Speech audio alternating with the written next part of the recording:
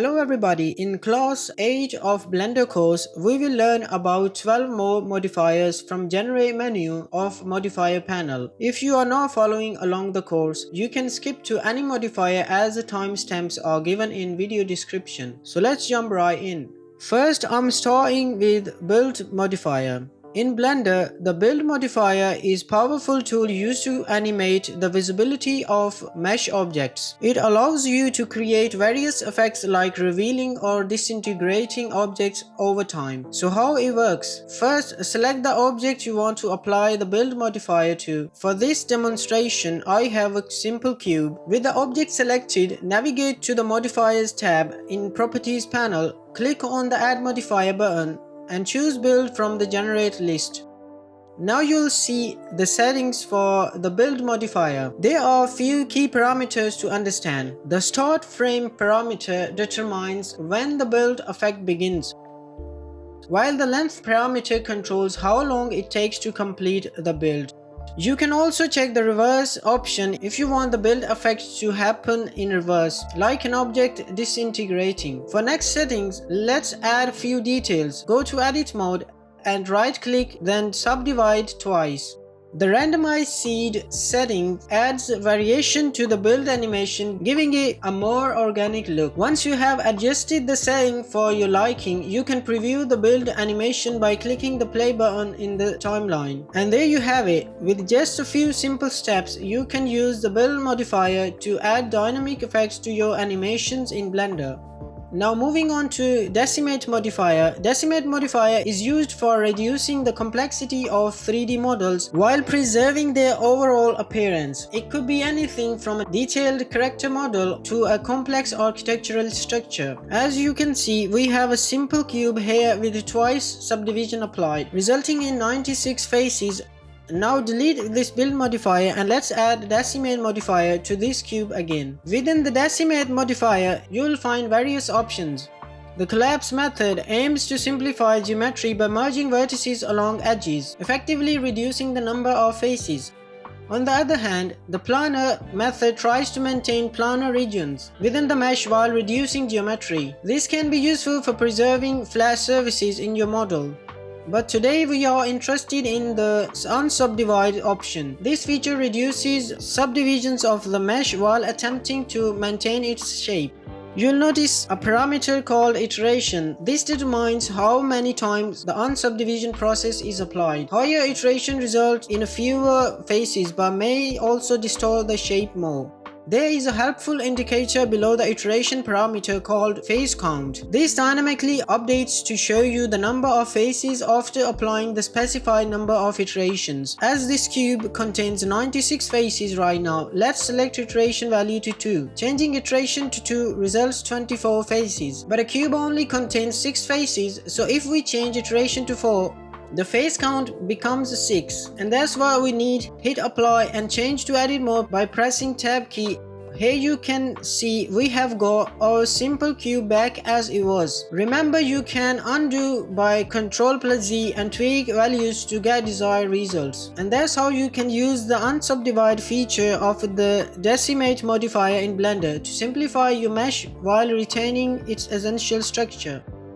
Now let's talk about another useful modifier in Blender called the Edge Split Modifier. This one might seem a little mysterious, but it's a handy tool for controlling how smooth your mesh looks. Imagine a cube. Each face is connected to its neighbors, creating a smooth surface. The Split Edge Modifier cuts these connections based on angles and sharp edges, giving you more control over how light interacts with your object. Now let's select this cube again and enter edit mode. See these faces? They are all linked together. Grab the move tool G and try to move one face. As you see, everything moves as a unit. Let's add edge split to this cube.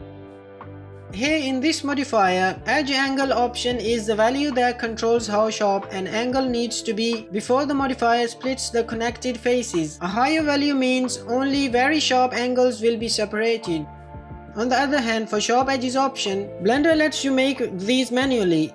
In edit mode, select an edge or multiple edges in sequence by holding Alt and then right click, choose Mark Sharp from the menu. Now regardless of the angle, this edge will always be a distinct crease. In object mode, apply the split edge modifier, switch to edit mode again and try moving a face. It moves independently. The modifier has broken the connections based on angle and sharp edges. You can use this modifier with other complex objects or after shade smoothing an object.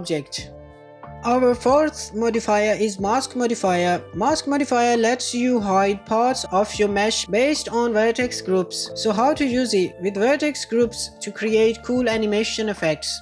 Let's start by adding a simple cone. Now we need to define a vertex group.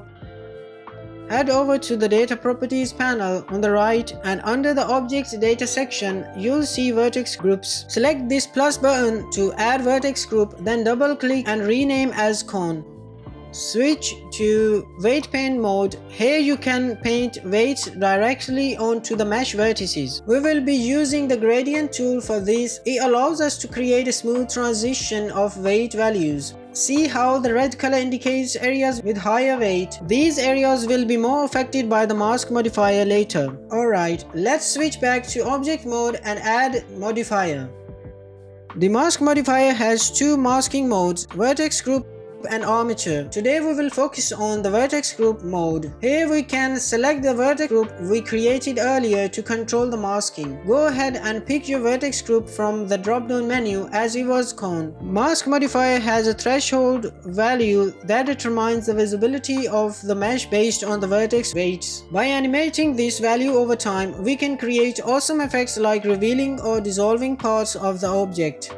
Set a keyframe by clicking this Layer and Animate Properties button, then move few frames in timeline and change threshold value. Then add a keyframe. Press space to see results. For smoother animation, check this smooth box. Also, you can change position of keyframes for reverse effect.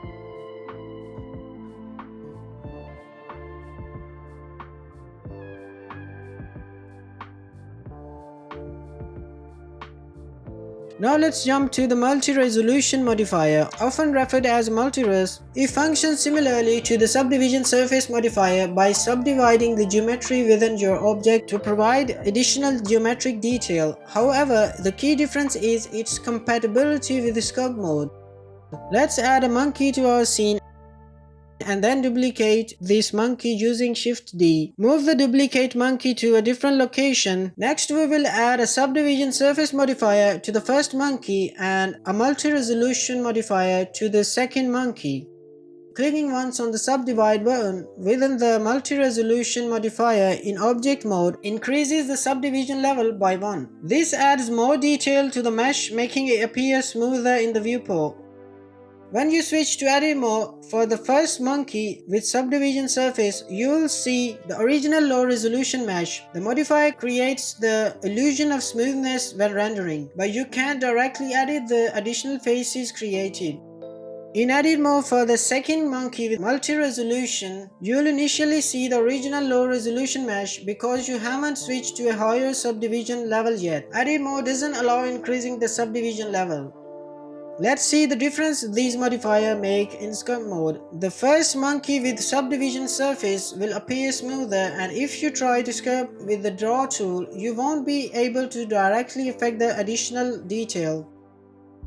Now let's switch to the second monkey with the multi-resolution and increase the level to maybe 2. Here you'll be able to use sculpting tool to add fine details directly to the mesh. I'll cover sculpting mode in more depth in later videos.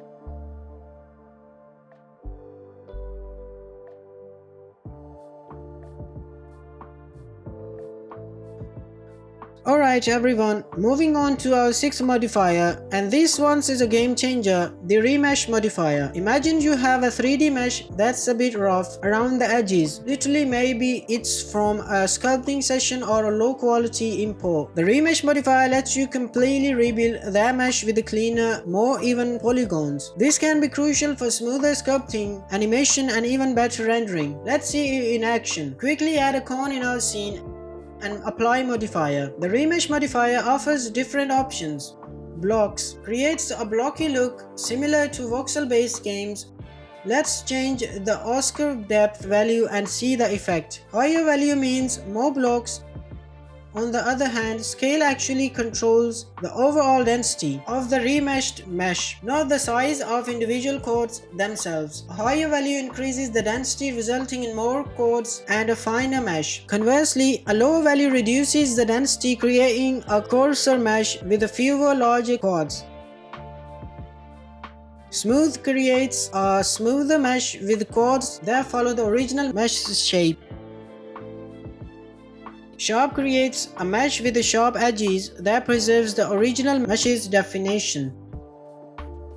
Voxel mode creates a smoother voxel-like result compared to the blocky look of blocks mode. Imagine tiny cubes forming the mesh, but these cubes are adjusted to follow the curves of your original cone.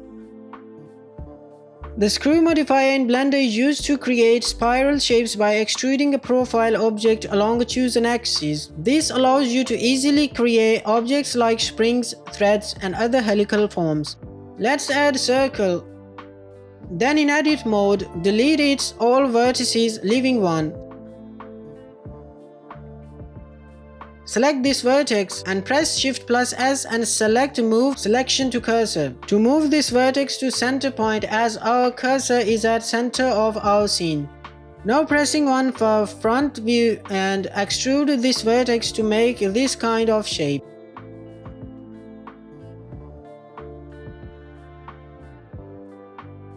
After, let's apply Screw Modifier. As you see, Modifier turned this simple shape into a glass by rotating it. Screw Modifier offers several options to control the resulting shape. Angle sets the degrees of rotation for a single revolution. Screw creates a helical shape based on profile geometry and axis direction. And iteration controls the number of times the profile revolves around the axis. Axis defines the rotation axis or the screw effect. The origin point in Blender controls the axis around which the screw modifier rotates your mesh. Moving the origin lets you precisely define the center of the screw effect. Now to demonstrate you effect of origin on this modifier, let's add another circle. Press R key, then X 90 degrees. Then apply Screw Modifier. Now selecting X-axis in Modifier, I'm going to move origin of this circle upwards on Z-axis using Option, Menu and Move tool. Here you can see a donut shape. Let's tweak settings to get a shape of spring. The Screw Modifier's outcome depends on the initial shape you use, not the origin. It essentially extrudes that shape along a path determined by the origin and axis settings. Now let's talk about the Skin Modifier. In Blender, the Skin Modifier is a powerful tool for quickly creating a surface around edges and vertices. It works by generating new geometry, primarily chords, based on the size you define for each vertex. This makes it ideal for creating base meshes for sculpting or smooth organic shapes. Think of it like building a skeleton using edges and vertices, then adding muscle with the Skin Modifier around it. To see this modifier in action, let's create a simple character. Add a simple circle mesh object, switch to edit mode, and delete all vertices except for one. This single vertex will be the foundation of our character. For ease, let's move the vertex to the cursor's position by pressing Shift plus S, then choose Selection to Cursor, as our cursor is in the center of the viewport. Press 1 to switch to front view. Extrude this vertex outwards using E key to form half of your character's body. Remember, we are only creating half due to the mirror modifier, creating a mirrored copy. With the basic shape formed, let's add modifiers.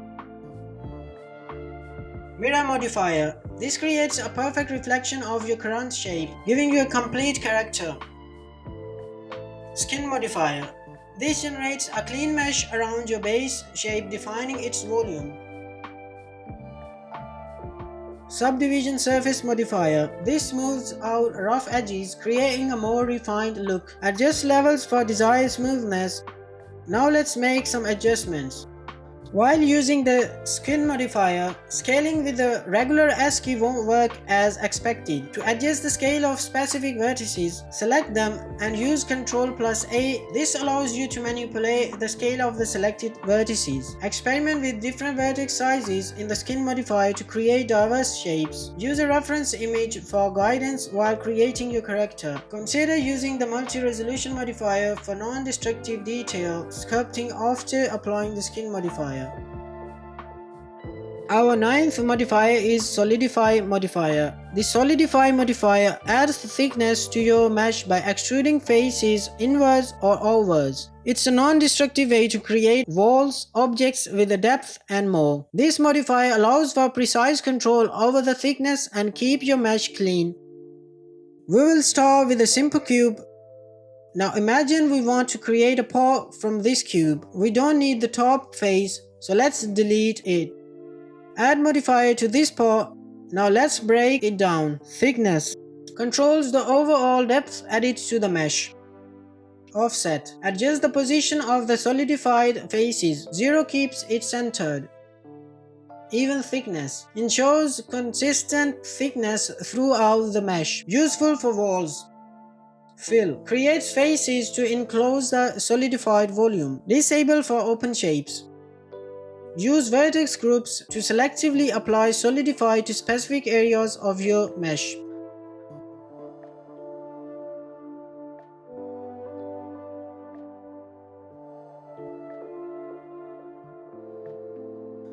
Now our 10th modifier is Triangulate Modifier. Let's add a monkey and go to Edit mode.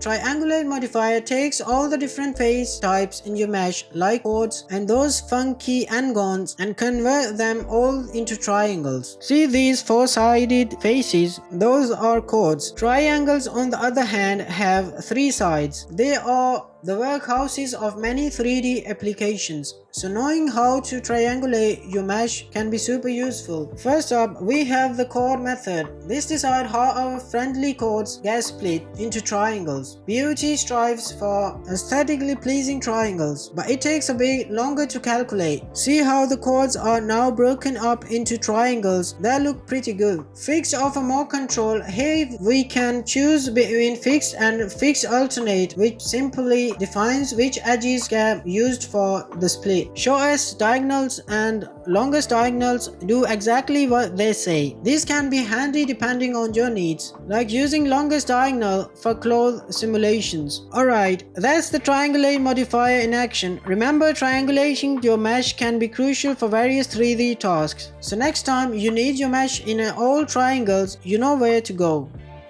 Second last modifier is Weld Modifier. Weld Modifier finds groups of vertices that are close together and merges them, effectively collapsing the surroundings geometry. This can be useful in various situations. We will start with a cube. Let's delete any one of the face, maybe this one here. Now add a plane and position it right over. Okay, switch to object mode. Now it's time for the Weld Modifier. Add the Weld Modifier. Within the Weld Modifier setting, we have 2 key options. Mode. This determines which vertices get merged. All. This will merge everything, including separate objects like our plane here. Connected. This will only merge vertices that are part of the same connected mesh, leaving separate objects untouched. The other important setting is Distance. This controls the maximum gap between vertices that will be considered for merging. As you see, when I increase the distance, the plane gets welded to the cube. For other objects, you can also assign vertex group here. And that's the power of the Weld Modifier. It can combine nearby geometry. So now the last modifier we will explore in this video is the Wireframe Modifier. In just a couple of clicks, it transforms a regular mesh into a clean wireframe representation. This essentially means it converts your 3D object's face into a network of visible edges. Why use a Wireframe Modifier? Well, there are two main reasons. Firstly, it is a fantastic tool for visualizing underlying structure of your model, especially helpful during the modeling process. Secondly, it allows you to create stylized wireframe objects that can add a unique aesthetic to your scene. Let's see the Wireframe Modifier in action. Here on the Modifier Properties panel, you'll find various options to customize your wireframe. Thickness. This controls the width of the wireframe lines. Offset. Adjust the position of wireframe relative to the original mesh. Boundary. Enables wireframe lines along mesh borders. Replace original. Choose whether to hide the original mesh or keep it underneath the wireframe. Thickness options. Even mentions a consistent thickness for all lines. Relative. Makes longer edges thicker for a more natural look. Vertex group. Lets you control thickness based on a vertex group weight. Remember, the Wireframe Modifier is a powerful tool for both technical inspection and creative expression in your 3D projects. Alright everyone, that's it for this class on the Generate menu modifiers in Blender. We have covered a variety of tools that can add functionality, improve efficiency, and enhance the creativity of your work. Remember, practice is key to mastering these modifiers, so experiment, explore, and have fun bringing your 3D visions to life. If you would like to see more Blender tutorials, subscribe now, or have any questions, leave a comment below. Until next time, happy creating.